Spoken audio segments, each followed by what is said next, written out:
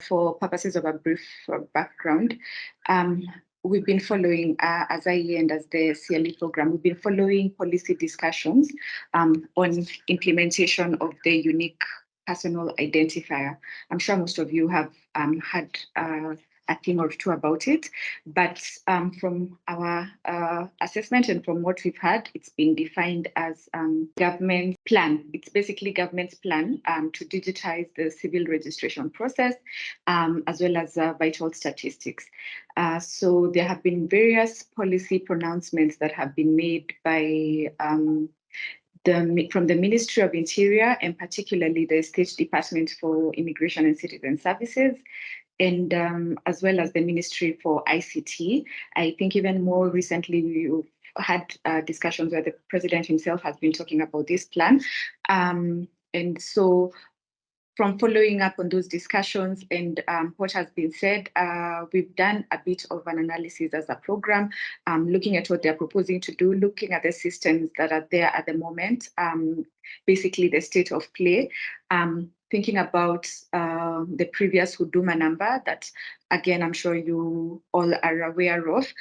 So we've done an assessment to put it in context, put the proposals for this new system in context, and look at what they're suggested. So we've basically done some preliminary analysis of the UPI system that they are suggesting to be implemented here, and done some comparative perspectives in terms of approaches that are used in other parts of the world.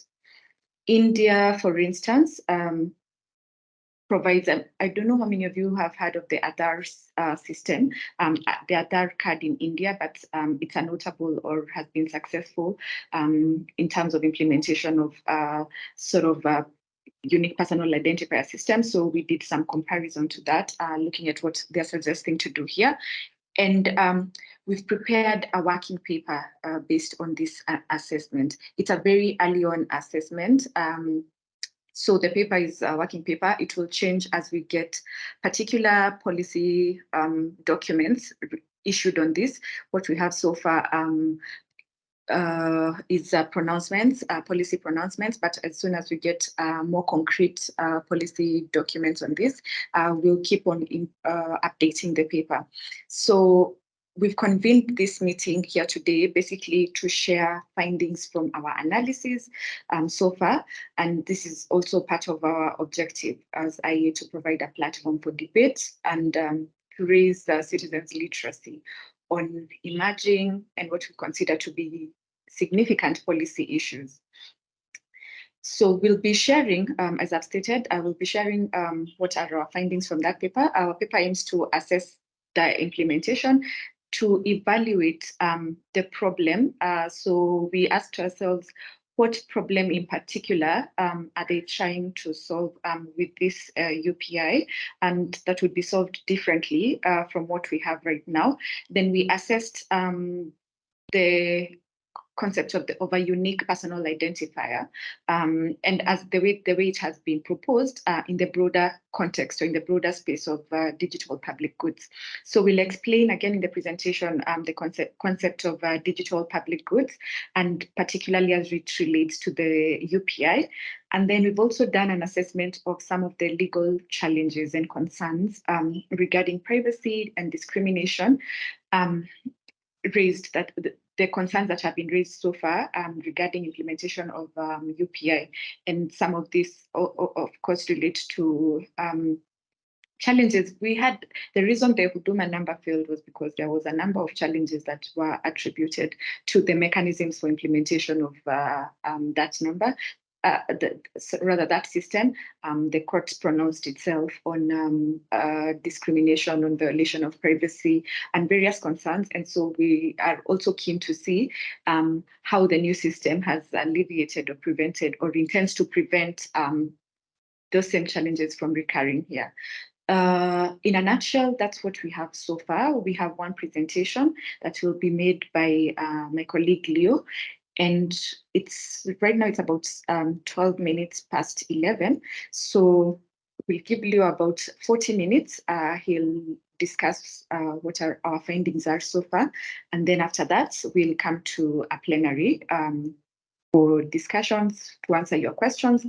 It's an emerging and it's a current issue, so I'm sure most of you have various questions regarding this UPI. So we'll begin to hear them and to answer them during the plenary session. In the meantime, what you can do, you can also note down your questions on the chat box in this platform as the presentation is being made. And although we'll give you a chance to ask orally or verbally during the plenary, but you can note down your questions here as we go. So that stated, I'll invite Leo to make the presentation. My name is Leo Kemboy. I work at the Institute of Economic Affairs together with Jackie under the Constitution, Law and Economy program. We are going to discuss the unique personal identifier, the rollout of the unique personal identifier, and our own definition of this as a public good, but also delve into looking at cross-cutting issues that have come from other jurisdictions, but also look at it in form of what are the main concerns and what should be the guiding policy imperatives going forward for the government of Kenya. And this is our own early on assessment, as Jackie has spoken about that, and the fact that what we are looking at is based on the policy pronouncements that are not per se concretized in a form of a policy paper or regulations in that would have guided this, but our own assessment of what is public of all this, what is publicly available based on the pronouncements by the Ministry of ICT and also the Ministry of Interior. The unique personal identifier at the moment is a specific unique number generated based on several attributes. So, for example, a longer number between 6 to 12 numbers, but within that number, you'd see attributes of, for example, if you come from a certain geographic, that unique number is assigned to you, would denote, for example, if you come from a certain geographic region, certain specific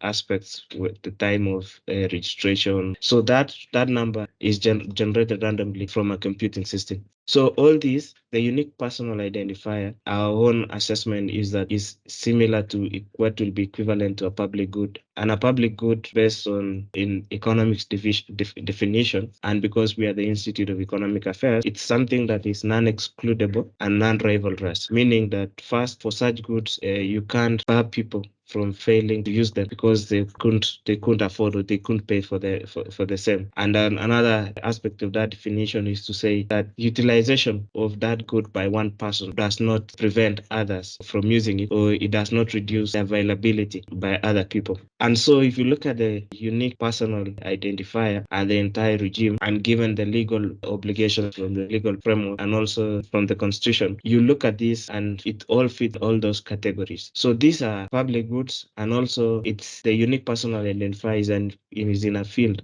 an emerging field of what globally economists and other professions are referring to digital public goods. They are digital because the way those goods are generated and also their consumption comes from a digital lens, because if you have a number that is digitally generated, this is now first a public good and then also the digital component. Then proponents of the digital public goods early on have the use. The first has been the suggestion that all these should come from platforms that are open source, that are publicly available, so that it does not become proprietary information. And that's why you'd see that the connotation is open source digital public goods. And that's a very important aspect, because the form of data independence and the data the independence, the regulation part around data should not go into, the belief is that should not go into forms of digital computing systems that are not open source, that people will not claim that proprietary information. The application over this has been seen, for example, in schools, and then the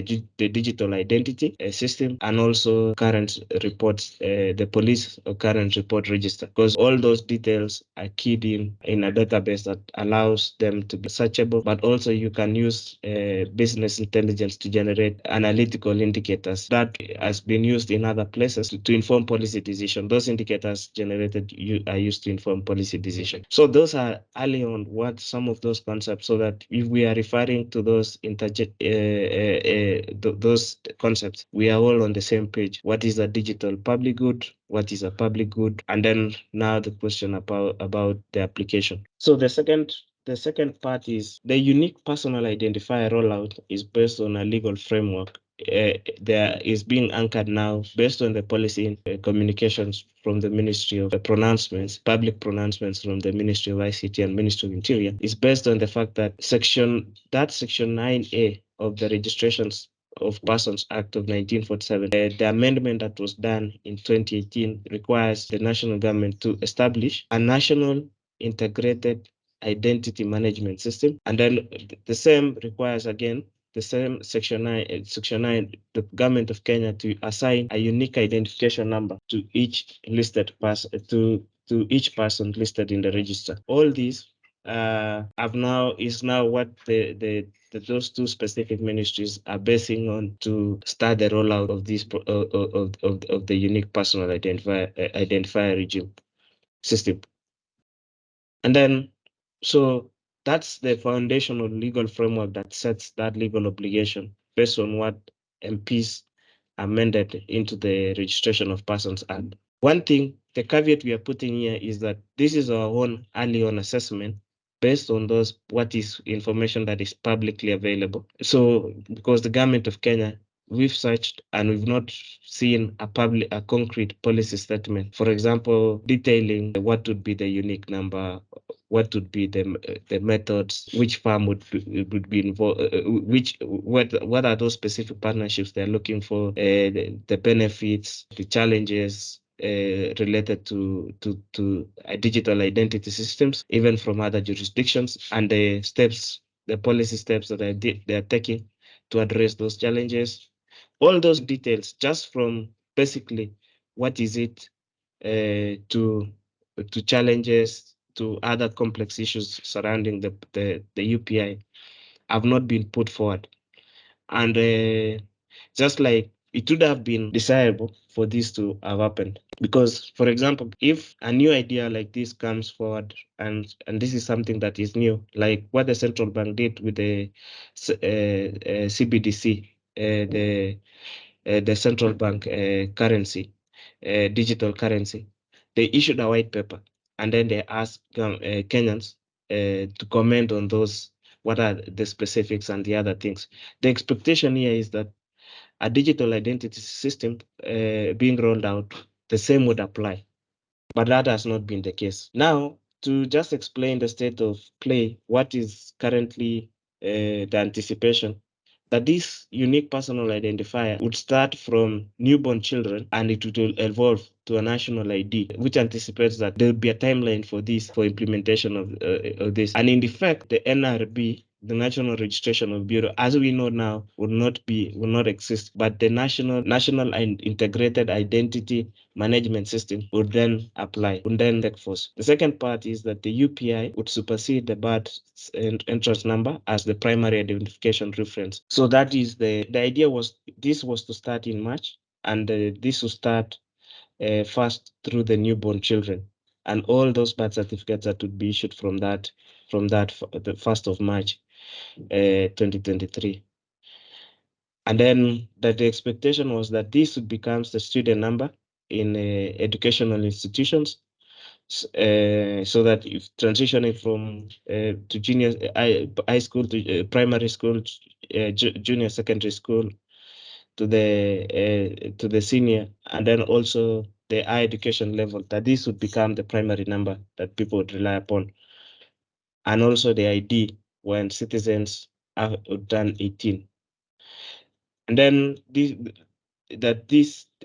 will also replace the need for those separate numbers for various services such as the KRA, NHIF, NSSF, and all other services that Government of Kenya offers. So each agency that provides a government of service would now, this number would supersede. So this is based on the explanations provided publicly. Then already we are seeing an element of, based on now we understand what the UPI would look like, the anticipated UPI would look like. So we are able to relate this to a specific element that is already being in an application, what the government of Kenya calls the National Education Management Information System. And this is a web-based data management solution. It assigns a unique number to each student. The expectation was that this it tracks learners' performance, mobility, staff performance, and also that now would allow the management of educational resources, and would be able to know the exact number of students, the infrastructure support that is required, textbooks, school feeding programs, and also tracking of cost parameters in education and training sector. And also the entire thing of the GIS component allows analysis of education indicators and to overlay data of GIS and also the existing data that has already been collected. So that is the name is as anticipated and that as designed. We all know that the implementation is entirely different thing altogether, and that specific parts of NEMIS have already been applied, but not the entire program as anticipated. The big question that we get about this is, what is the difference between this and Huduma number? So the government of Kenya, previously you all know about this, we've identified the form had 7 sections. But what the Huduma number was doing was to collect data, social and economic characteristics of data, thumbprints, bank accounts, land, almost everything, private information. It was just the state wanted to aggregate all information that was publicly available, together with the bank accounts, the kind of relations you have, whether you have spouses, whether all those data, or everything about somebody's an adult human being, and all this together. And once all that data had been put into the system, then you'd be assigned a unique identification number. So it's not entirely different, but what the Huduma number was doing was to aggregate. But here again, we are noting the same thing, that if you have different databases, if you have NHIF, if you have a banking accounts, everything together with the same number, that information can be aggregated together. So entirely, there is no difference, and we note in our analysis that there is no difference, step by step difference. What entirely is how different is Huduma number from the UPI. The only difference is that this unique identification number is you're being given as an identity system, but that identity system would be applied for everything else and would be used as a form of identification. But this is because this is an early on assessment and the policy has not spoken, the rapper has not made the road. We give this with a pinch of salt, so that we don't specifically state that this is different with Huduma number. Then at the end, the format in what would come out later would be different. So now, just to compare, so what we did was we looked at also existing digital identity systems, and we asked ourselves, what kind of identity systems would we be looking for? And we are looking for, one, identity systems that are already implemented in democracies, because Kenya is a constitution specifically states that this is a multi-party democracy. This is a multi-party democracy, and that's the anticipation. So we will not compare, for example, where people are saying the digital identity system has worked in places like Pakistan, Oman, and the rest of the other nations which have autocratic regimes. And then here we are looking for. So first, we identified two examples. One from the India, the ADA, and the ADA is important because it has gone through some form of serious litigation all the way to India Supreme Court, but also the fact that India is one of largest democracies in the world, and notwithstanding challenges and other things. So, but the second one is the social security number in the US, and that because the social security number was started in early on in 1936, and now at present is part of it's now a form of digital identity system.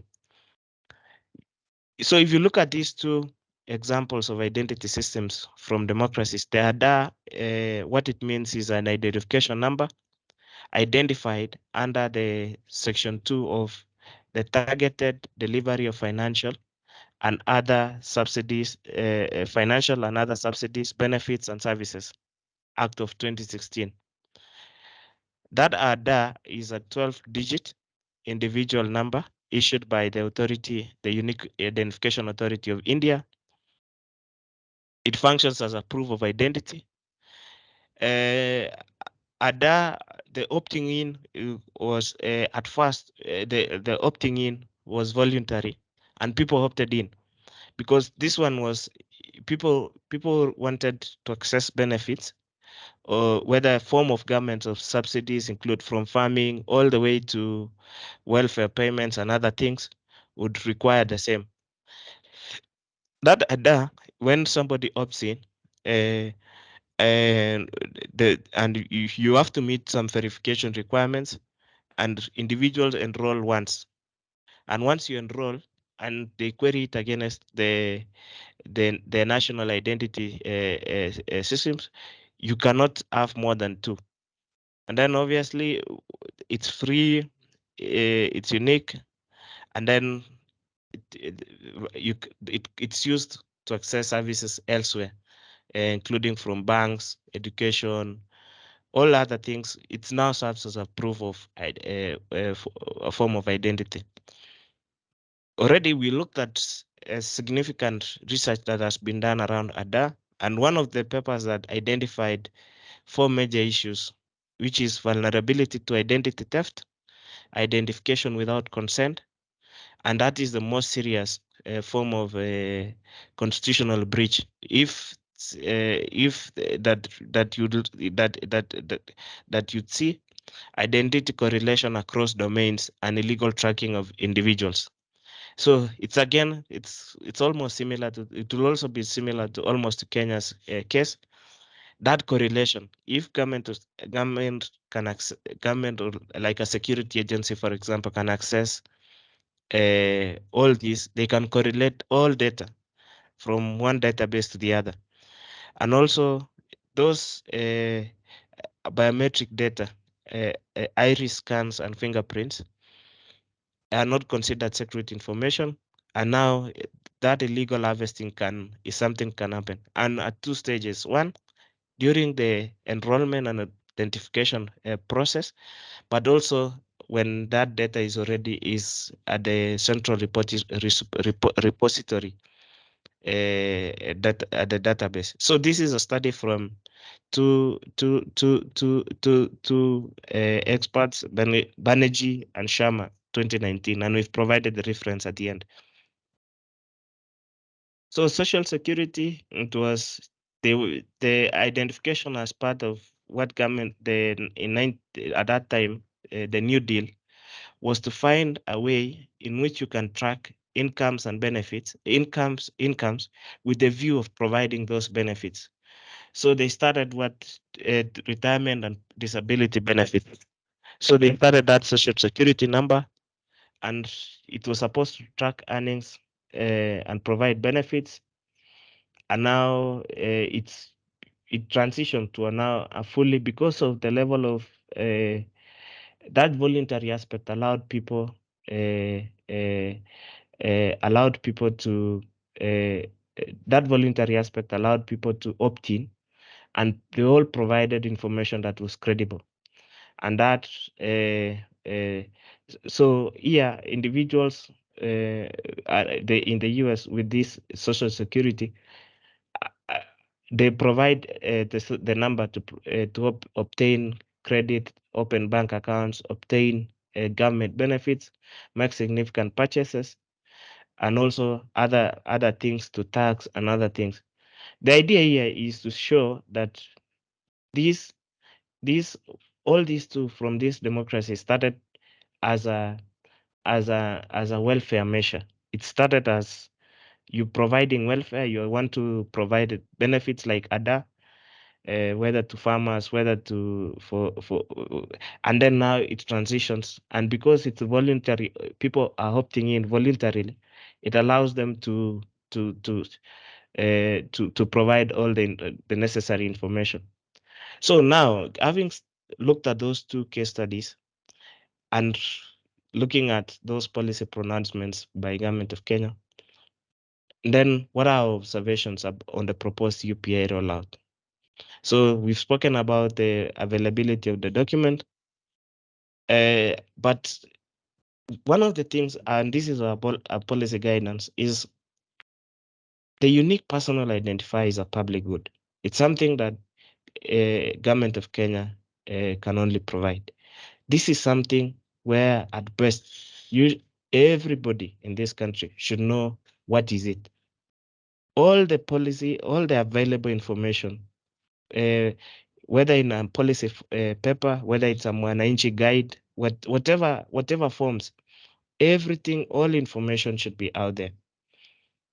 And it is because of two reasons. One, the citizens in this country, based on our own analysis, and have trust deficits with government of Kenya. Every successive government, including the one that it's there.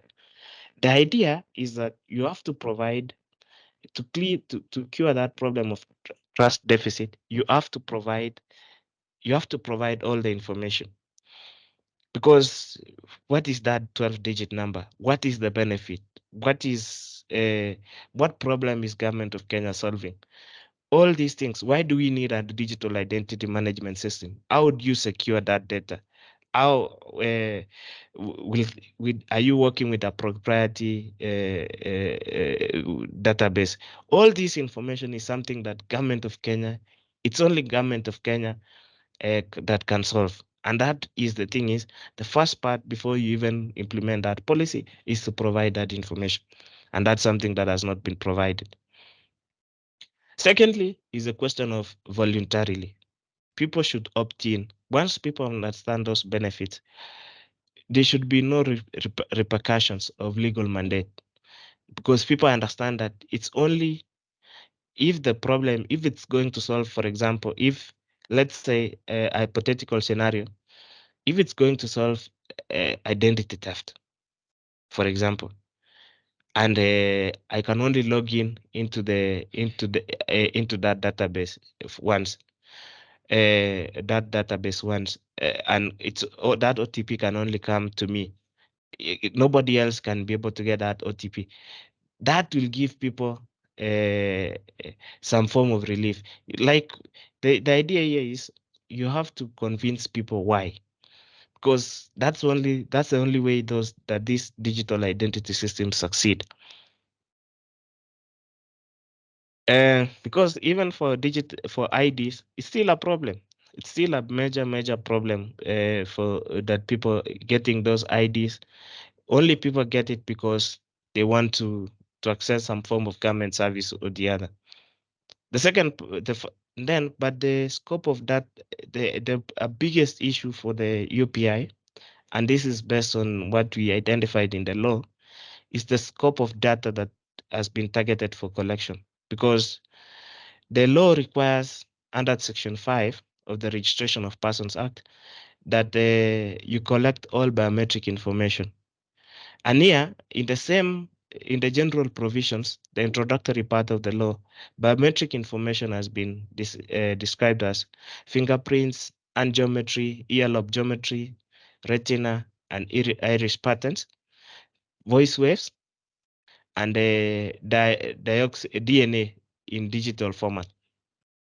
So all that information as part of biometric is unnecessarily a big intrusion, because if it's for the purposes of identification, for example, if you have two forms of identification like the ones that are already provided in the passport, if you have the iris, retina, iris patterns, and you have fingerprints, you can identify the degree of certainty of identification is almost close to 100%. You will not find somebody else with those two forms, two identification that they share the same. But because of what we identified from the other digital identity systems, the problems that identity correlation across domains, identification without consent, those two problems, and also vulnerability to theft. And in one database, all this data, biometric information has been collected. That in itself would be illegal and intrusive. And that the right to privacy is not something that the government of Kenya would be able to guarantee. So that is the scope, the problem with the scope, and that one is in the law, not even on the operation side, because that is something that has already members of parliament have already agreed to, and the Registration of Persons Act is already a legal mandate in Kenya. So, and that's why we say there will be no need to collect DNA, voice waves, ear lobe geometry, and hand geometry, because the first. So my apologies. Our internet just flopped for a minute. So I just want to say that's why we are saying once those fingerprints, retina, and iris patterns are collected, there'll be no need to collect DNA, voice waves, ear lobe geometry, and hand geometry data, because the first three would identify an individual 100%, to the degree of certainty of 100%, almost close to 100%. Then obviously there is a question of the requirement to collect GPS coordinates as part of the principal register. But again, we say the usefulness of this data. This is, if you look at the guiding principle for digital identity systems, is the idea is you're collecting data. You have to collect data that is proportionate. You don't collect data that is unnecessarily unuseful, because GPS coordinates, if will only be helpful if you live in one part permanently in this country. But we know mobility because of education, mobility because of labor force participation, mobility because of other reasons, and that is not data that is not useful. But again, because of the problem of identification without consent, and that itself is a constitutional right, that you cannot be identified, you do not necessarily get identified without consent. These are additional privacy concern issues. So in conclusion, we've spoken about the issue of trust.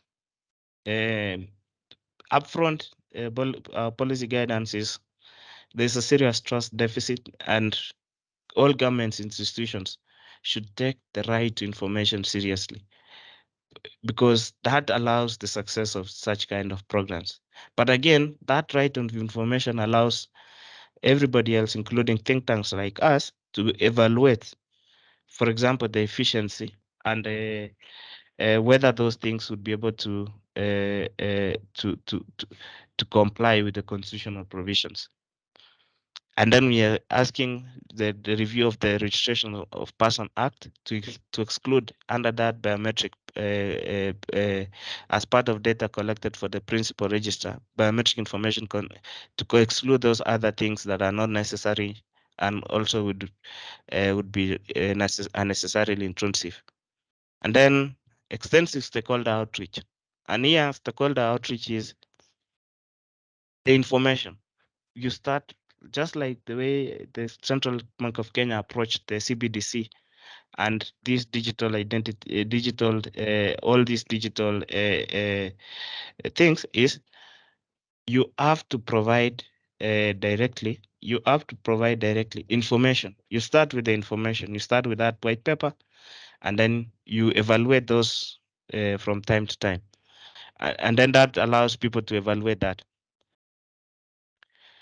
And then address data protection concerns, uh, vulnerability to identity theft, identification without consent, identity correlation across domains, because the proposal here is that this digital identity, this unique number would be used for very across everything else. Then, and that's why before rollout. So thank you so much. Back to you, Jackie. All right. Thanks a lot, Leo.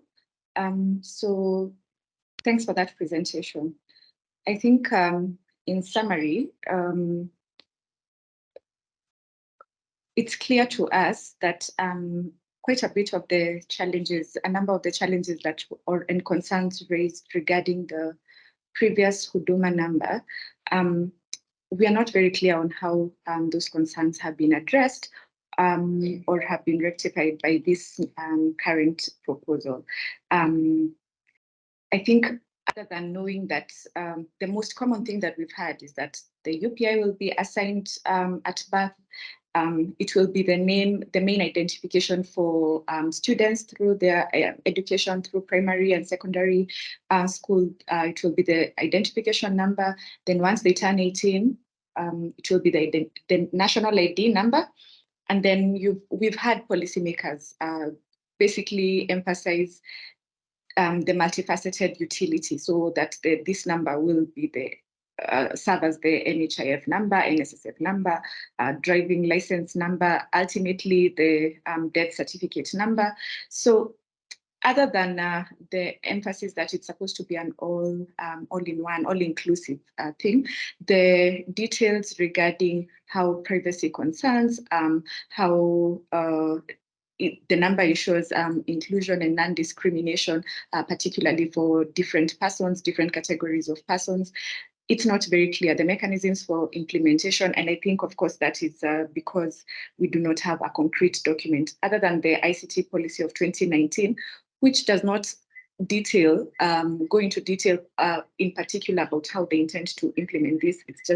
It just talks about just the overall framework on ICT and government's commitment to digitize different functions. It has no particular details. So even if they were to say that that would be the document they rely on, it would require some detailed amendments. But as it stands, from what we've said and from Leo's presentation and from our analysis, we do not have concrete detail policy in terms of the policy approach or commitments in implementation of the UPI. So that's why we've detailed all these concerns and challenges in our paper. Seen number of questions. I think I can go to the questions. So I'd also like to state here that we had written formally to the PS in charge of the State Department for Citizen Services, because we needed to ask them some of the questions that we already have, but they were not able to attend this meeting. We hope to have some subsequent engagement and to also hear from them, because I think one of the challenges, of course, with the Huduma number is that it was deemed that there was insufficient public participation, and that's why even for researchers such as ourselves, we still do not have sufficient detail regarding the policy approach to this. So they were not able to attend. We'd have asked them or posed some of the questions that we have, but let's try and answer you and the questions that you have here based on our own research and analysis. So I think, 3 questions. So the first one is by Fred, who asks, what's the difference between Huduma number and this unique personal identifier? There was a slide that Leo beamed here, but again, we discussed the challenges. We'll still try and, Leo will come back and try and re-emphasize that. Then Grace Mutumu, can we have access to the paper, please? Yes, certainly. After this, we've already stated that this is a working paper that will improve, we'll add details to rather as we get more information, but based on the context right now, we'll be able to share it after this meeting and together with the presentation. Then Francis asks, currently the Huduma number is not in use. What is the implication and uniqueness of introducing the UPI? So Leo, you can try and respond to those before I ask anyone to ask verbally. So, as we explained, the last part of the when the Huduma number was aggregating information from banking, from every detail of information. So it was trying to solve to have one database that gives a broad overview into rights into the life of an adult Kenyan, because it had 7 sections from personal details to banking, socioeconomic data, to just information that will be outrightly private, that if government of Kenya was to ask, for example, about banking information, I know there are many lawyers on this call that would require, for example, a court order. That's what we call that's information that was outrightly private. So the Huduma number was asking for all that information, including land, where you work, which sector is it, whether it's an SME, what type of agriculture, how much, what the type of land you own, everything from whether it's large, whether it's small, or everything else, with the view that information again would be aggregated together, and then you'd be given one unique number. You'd be assigned one unique identifier. So that's a Huduma number. Here, the unique personal identifier and the legal fiat behind it is that you'll get one digital identity. You'll get one unique number, and that unique number would replace KRA number, would replace NSSF, which can allow for identity correlation across different databases. So I think that is one thing that we can see, but all of them, and you end up with the same Huduma number. So government of Kenya, when it was collecting for Huduma number, you're collecting all information and then assigning a unique number after that. But here it's going further and saying this unique number would be identified under the National Integrated Identity Management System, and then that number would now serve as a number that would replace the NHIF and KRA, NSSF, all these other things. So we on the question from Francis Charo about the implication and uniqueness,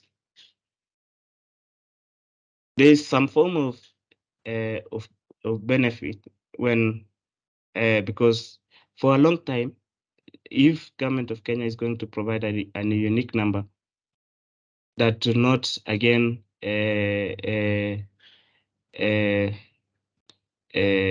if the government of Kenya was going to provide a unique number that would not and address those concerns of identity correlation, identification without consent, and other things, then there would be a benefit, because it allows, if it's solving those problems of identity theft, or just cleaning up what we have now as the National Registration Bureau, that would serve as a form of benefit. But specifically, because we don't want to, we are very careful and very circumspect not to assign benefits unless we've seen a actual policy document, because we will not be able to, we cannot evaluate it on merit.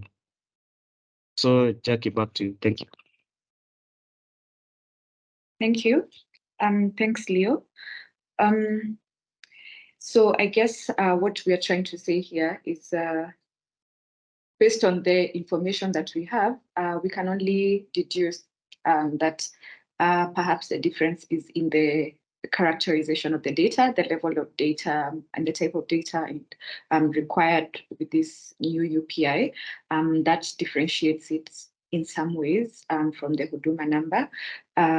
Yes, it hasn't, in the new system, we haven't had mention of a lot of data concerning, for instance, the economic activity of a person, and the extreme detail that was there in the Huduma. Although, as Leo has explained, once this number is assigned from the person right from birth, it's supposed to be your sole identity going across, and then growing across as you become an adult, and with the different, just as an identifier for the different other databases that we normally have. So I think the characterizing of the data in this number is partly the difference, but we still need a lot more information from the state departments responsible to be able to discuss this. And I see a number of questions. Patrick asks, does the government have enough capacity to handle big data, for instance, infrastructure of a data center? That's Patrick. Then Onami, he asks, do we have a comparative analysis on how this compares with similar initiatives like the US, China, UK? What are the pros? So, okay, then Isaiah Omondi asks, I think digitization is a good move, but how am I assured of my data security and privacy, especially when it comes to election manipulation?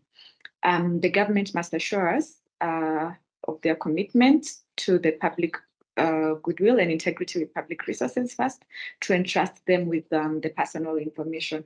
And I think we mentioned this, that one of the key concerns that we have regarding this requirement for this level of data is we have a trust deficit, of course, in this country. And when public participation on any important issues such as this is insufficient, then of course we are, a lot of people are left questioning as to whether the data might be manipulated at some point, or what exactly, to what extent can this data be manipulated, the data security concerns. So that's a valid question, and we'll try and respond to it. Then Onami, from what we from the working paper that we have, our main, we looked at India, we looked at the US, the social security number there. We have not gone into detail with regards to China and the UK. And but as we mentioned, this is a working paper. I know from what I've heard from the pronouncements by some of these policymakers is that they wanted to sort of also mirror the number in the model in Pakistan. So I'm also very curious to look at that in detail and to see what exactly they'll be borrowing from that. So it's as of now, the response to this is that the comparative perspectives we have here is with regards to the US and with regards to India, and we'll be able to share this. Leo, I think you can try and respond to our views on data, big data, handling of big data, and the Desir's question. Yeah. So yes, Patrick, that's also a concern for us because the scope we've looked at the similar initiatives in other places, and what we see is that the kind of capability that would be required is large, is large, and that's why government of Kenya has allocated 11 billion shillings. And for this, we don't know whether that means, for example, there will be a foreign contractor or a local contractor. Those are the details that, and I know you must have seen the reporting in the dailies this week and last week regarding the same. And so that is that capacity. And when we mean capacity here, is that you all know, for example, the capacity that developed by the developed regarding this next time, both personnel, both other things. And it ties again to the question by to Isaiah Amondi about elections, because if you can do identity correlation and you can generate a similar subset for registered voters, it's something. These are things that we've not figured out yet, because we don't have what exactly is what would be the policy direction. But we know, as it is now, the law and also the constitution requires IBC to register people afresh, and we don't think that that even creation of a unique personal identifier would be something that can replace an electronic a voter register, both electronic and manual. So, and the question by Nami, whether US, China, UK is in the process of developing the digital identity system. It's something that has taken time. It's something that has been going on. So they had what we call the one login program, something that was being piloted. But the idea for them was if somebody wants a government service via mobile phone, for example, that allows identity checking. You can check the identity.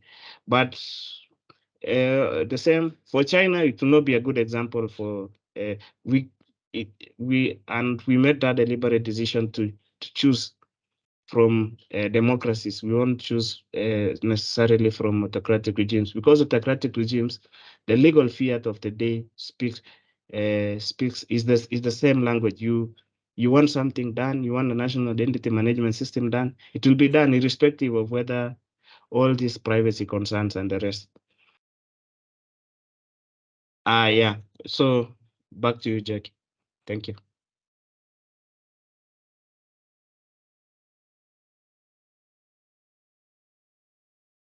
Okay, thank you. Thanks, Leo. Before I read the next question, would anyone like to ask a question verbally? I'd give you an opportunity. Maybe you can raise your hand if you had anything that you'd like to ask orally. Please raise your hand. Then, as you think about that, there's a question here by Collins, useful one. Does Kenya have strong cybersecurity laws that can prevent unauthorized access by internal or external infiltrators? And secondly, what's the economic cost of the risk of data infiltration occurring? Okay. Then Ayodo says, check. I guess he meant check on Singapore for comparison on what they call People's Hub. Zimbabwe has one registration for persons and voters, and Electoral Commission only conducts elections. Okay, so yes, so we have the questions by Collins. Leo, last week. Is that okay? Is there a question? A hand up.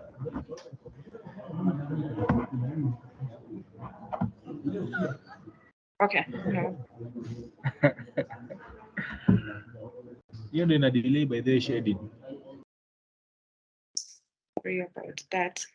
Okay, so Leo, please try and respond to Collins.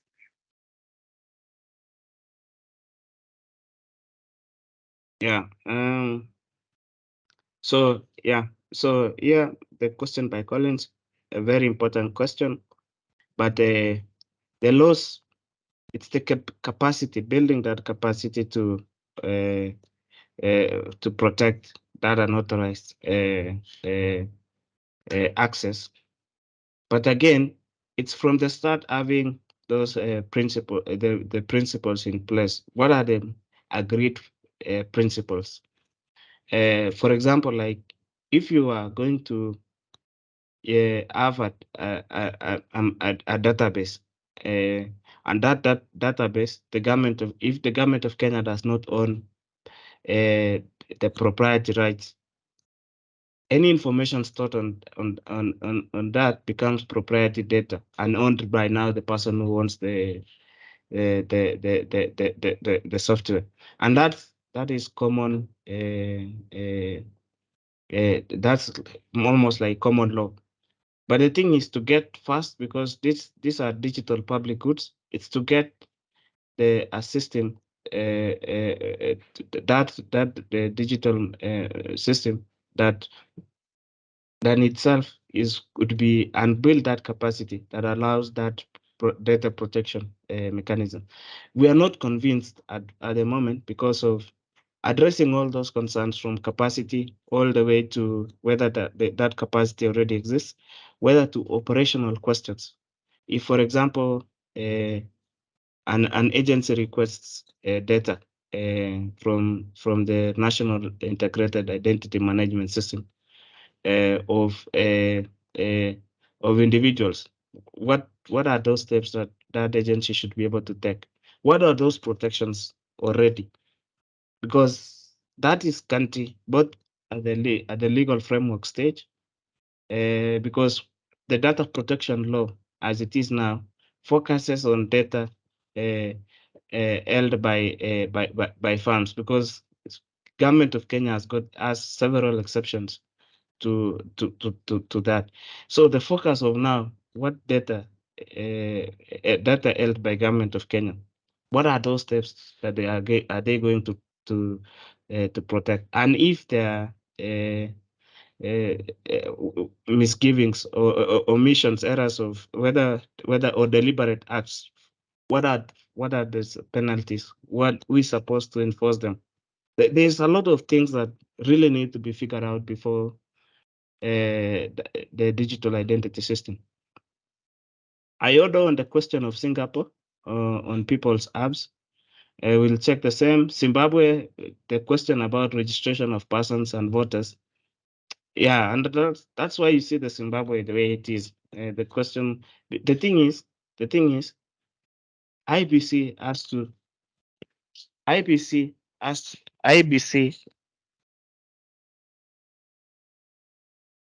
So as sorry for the internet. The question about Singapore, we'll check the Singapore question, but the question about Zimbabwe, IBC has to have independence that is operational, and it's something that is practical. Once we commingle the registration and national identity management systems, issues of national registration of persons, together with the registration of voters, which are completely different things, that will harm the operational independence of IBC. So we are not, for us, the focus is not the issue of elections, but we know the dangers of commingling functions, both by functionality, because what that means is that the electronic register, which will form the manual register, would come directly from the Ministry of Interior, and that in itself is the wrong direction, given the principles of the 2010 Constitution, but again the historical problems of this country. So that relates the question about.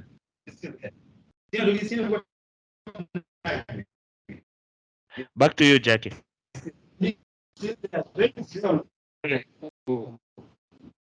Okay. Need to mute Patrick. All right. Thank you, Leo. Unless you're asking a question, please make sure that your mic is muted as we draw closer to the end of this. Does anyone have a question that they'd like to ask properly?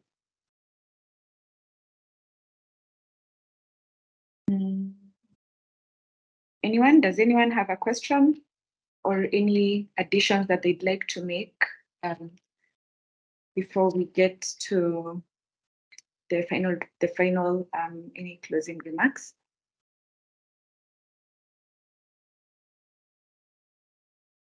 Okay, so I do not see any questions and I do not see any hands up. Okay, there's one.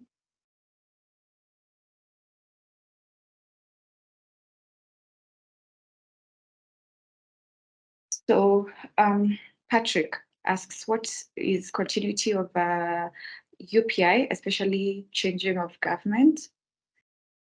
Your question is, are you asking if there's guaranteed continuity of the UPI in case the government, we have a change of government? Patrick, would you like to unmute yourself and ask your question?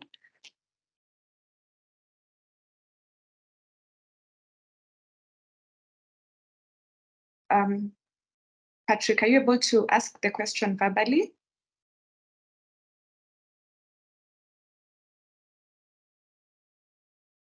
Okay, so I don't know if Leo, you understand that question, but you can attempt to respond.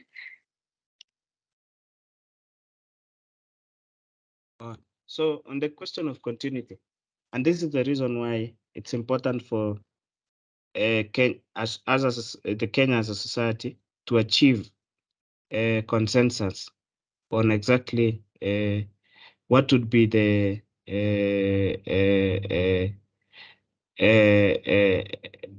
UP, what would be the UP, what would form part of the UP, what would be the UPI, because that one allows that acceptability and that consensus on from issues of data protection all the way to the operational questions of database and everything else.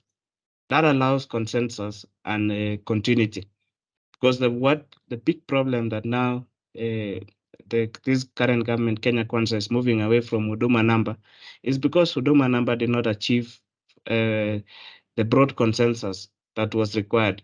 For example, why Huduma number and what the problem Huduma number was trying to solve. And that is very important. That's an important political economy problem that affects the issue of the UPI, the UP.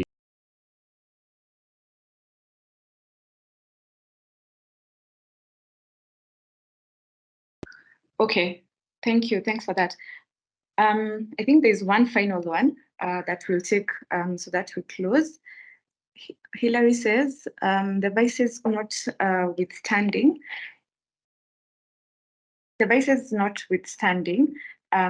for anti-corruption, anti-terrorism, crime and taxation purposes, a single identifier in this digital era makes sense. He thinks it would make sense. Okay, so that's his contribution. Then thanks, Patrick. And then Timothy says, I would love to see how the implementation of the UPI will impact the informal economy and enable better inclusion of individuals who are previously outside the formal economic system.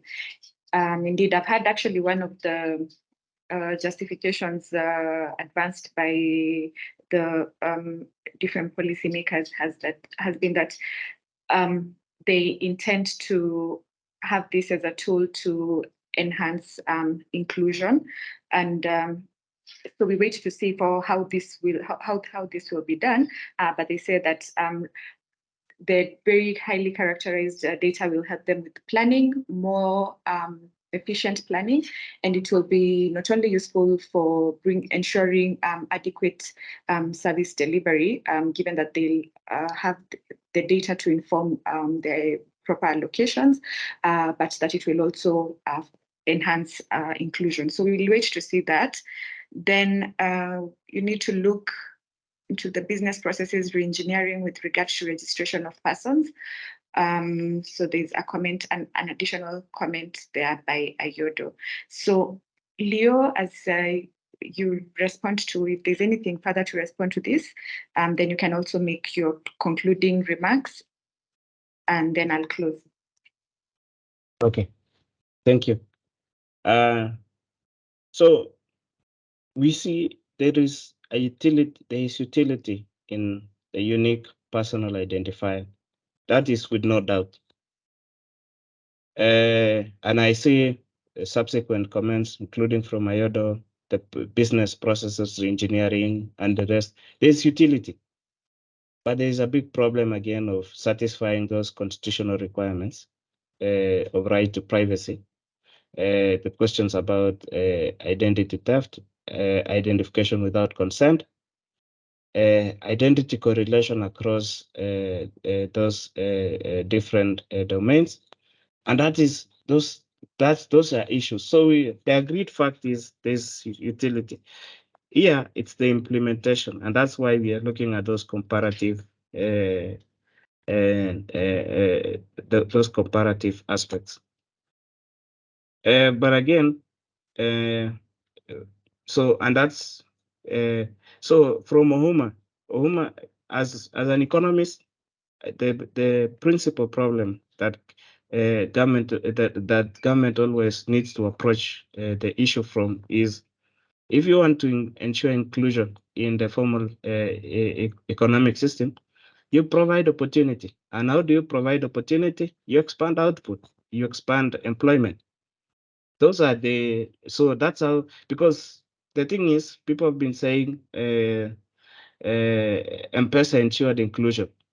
But again, what M-Pesa did was to provide a platform for those already existing chamas and those other things, sending the money, when people are sending money and that kind of the thing. And it brought benefits and efficiencies. But the thing was that inclusion is not something, inclusion happens if the economy expands. Because at that time when M-Pesa was advanced, the economy expanded between 2005 and 2011 by almost 50%. The overall period in the 2000s, the economy actually doubled the real economy doubled. So when people saw inclusion on the other side, the inclusive part here has to be that economic expansion. On the question of so how UPI will affect that is something that remains to be seen. But inclusion in the formal economy has to come from output expanding and people getting opportunities to go into those, and that happens through policy, and it comes back again to the business environment and all the other things. This is only an identity system.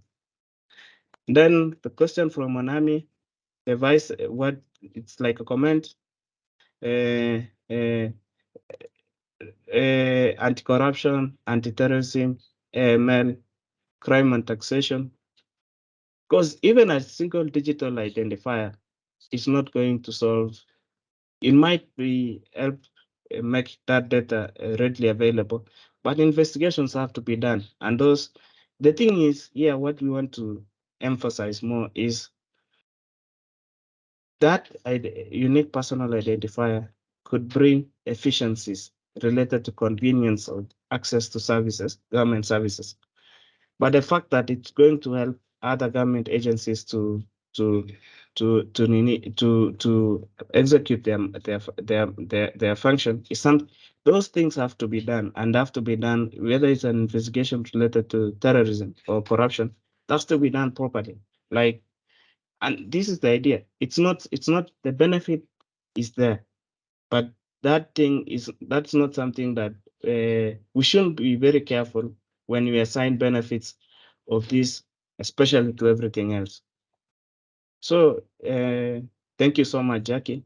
And my overall view and my overall across this UPI is that one thing, there's agreed benefit. We all agree that the UPI has benefits, and that benefit is something that can only be tapped if all these other concerns are addressed, including voluntary uptake, including the scope of data being collected. Once people understand the usefulness of this UPI and the fact that it can only be provided by government, that now would lead to other to other things. But stretching this UPI again to elections, to the kind of register, to the fact that people are saying including the PS, the article written by the PS in the newspaper that the UPI again will the census will not necessarily require the census. It's stretching beyond the benefit of UPI, beyond what it can actually do, because this is not supposed to be an intrusive system that collects socioeconomic characteristics, socioeconomic data. This is something that should allow convenience in access to services and also solve those problems of identity theft and identity. But now, again, we should be very careful in how we assign benefits. And that's my own caution. Thank you so much. We'll continue tracking this. All right. Thank you. Thanks a lot, Leo. And so basically, in closing, I think to add to what Leo has said, we are in agreement that such a system, if implemented efficiently and taking into account all the concerns against privacy breaches and inclusion, it would be useful. I agree with you, Onami. Leo and I agree that if properly implemented and efficiently implemented, it would be useful. However, again, thinking about, given that we do not see this assurance from the onset from government. They make policy pronouncements without concrete documents. We are not able to advocate for it 100%. And then also linking to the question that Collins had asked regarding whether we have a robust enough regulatory framework to prevent data misuse or infiltration. So other than the Computer Misuse and Cybercrimes Act, at least we have that. So this one sort of aims to address cybercrimes and basically enhance cybersecurity. We know that the Act criminalizes various cyber offenses, and this would include, for instance, such kind of infiltration, unauthorized disclosure of information, and computer fraud, and it establishes the relevant penalties and offenses. We also have a Data Protection Act, which hopefully possibly would look at any concerns related to this UPI system, that it would be tailored if properly implemented. It would government would relook at it, or rather Parliament would look at these acts and see how they can be tailored to ensure or guarantee adequate protection for this. I've looked at the online quickly, and I've seen that we also established a national computer incident response team coordination center that is supposed to serve as a focal point for cybersecurity. We are going to look at this in detail and see to what extent this is working or not.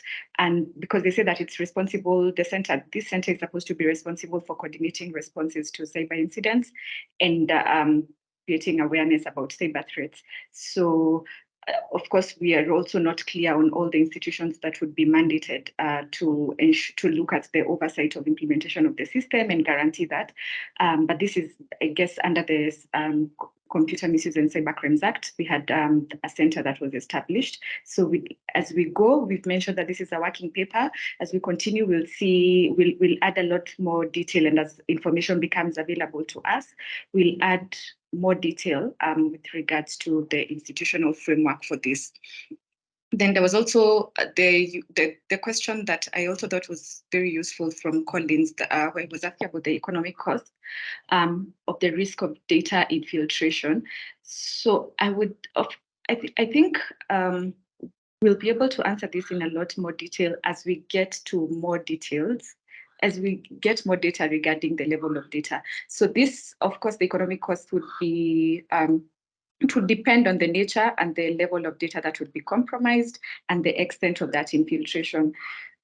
Speaking as a lawyer, I would say, of course, that there would be various costs related to legal expenses, a very obvious one in terms of economic costs, but there could be costs related to legal expenses, costs related to regulatory fines and potential lawsuits for data infiltration, but that's just on the top level. But in terms of actual simulations for other general economic costs, I think it's something that as a program we'll look at in more detail as we expand on this paper and possibly provide those simulations on economic costs to improve the paper.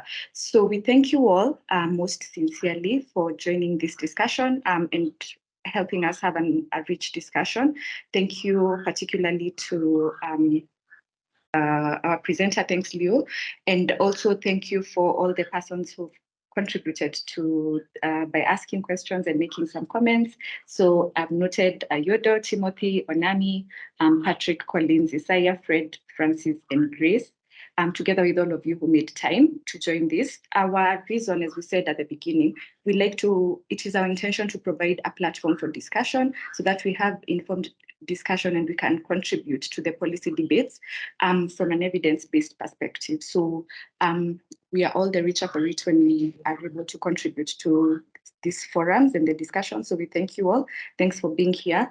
As a program, we'll have this presentation available together with the paper for those who had requested it on the IEA website. And please look out for subsequent webinars by the IEA. So the IEA is a public policy think tank, as I mentioned, and we are a membership institution. So for those of you who are not members, please get in touch with our communications team. They'll explain to you what benefits accrue from being a member. And we'd like to expand our membership. So if you're interested in being an IEA member, please do so. Thanks once again, and I wish you all a lovely afternoon. Thank you.